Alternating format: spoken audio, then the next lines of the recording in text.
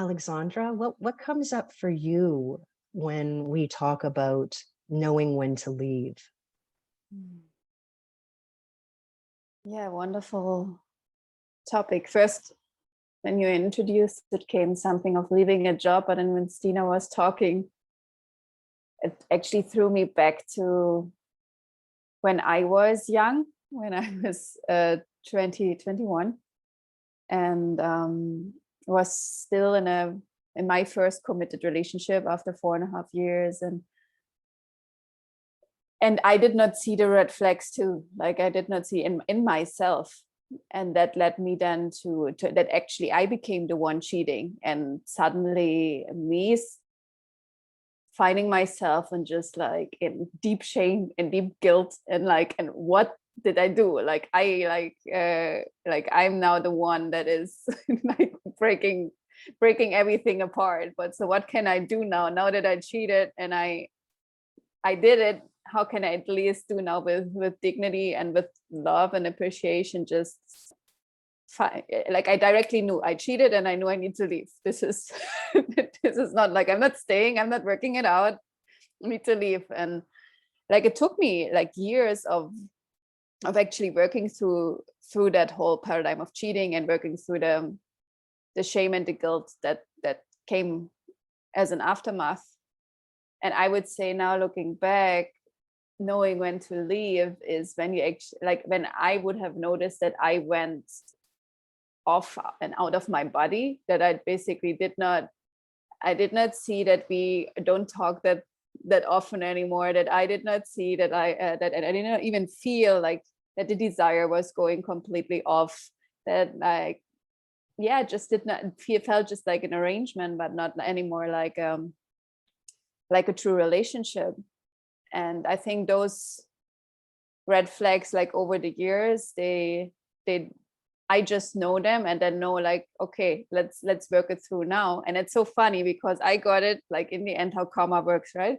I got in the end a boyfriend before I met Omar, who then cheated on me, did the same thing. Also, he did not see the red flags, and most probably maybe some red flags I also did not see, but I was committed. I wanted to work it through. Yeah. But like on the other side, and I was like, it comes always back to learning and knowing. I don't know if it's even when to leave, but it's like really noticing, here is something really off, and then bringing the deep honesty to the table. And I even remember that in that last relationship I did it, but it's still, could I have known, like those questions, like couldn't I have known like how it is on the other side, like how it was like when I was a teenager. Yeah.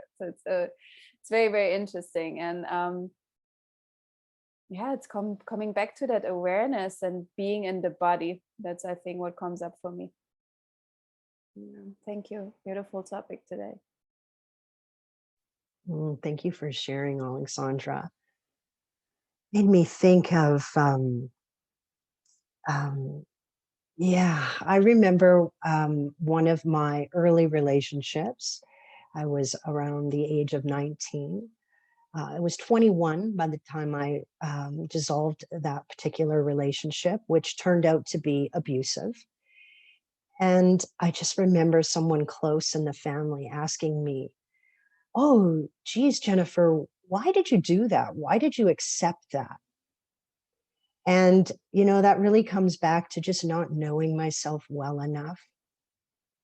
I had people-pleasing tendencies, and those people-pleasing tendencies often talked me out of potentially knowing better.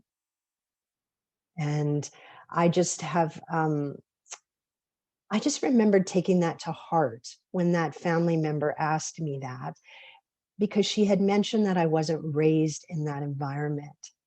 And I believe what she wasn't aware of was that I had low self-esteem and low self-confidence. And when those two attributes are low, then our vibration is low. And when our vibration is low, we tend to attract low vibrational people as well.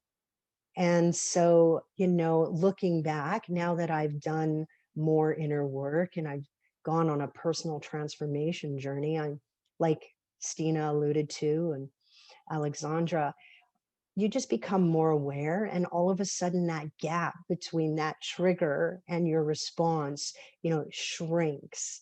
And like Steena was saying, now when people come into her life, it's not long before she has an intuitive hit about where this relationship's going to go. And so thank you for sharing and diving deeper into this topic, ladies.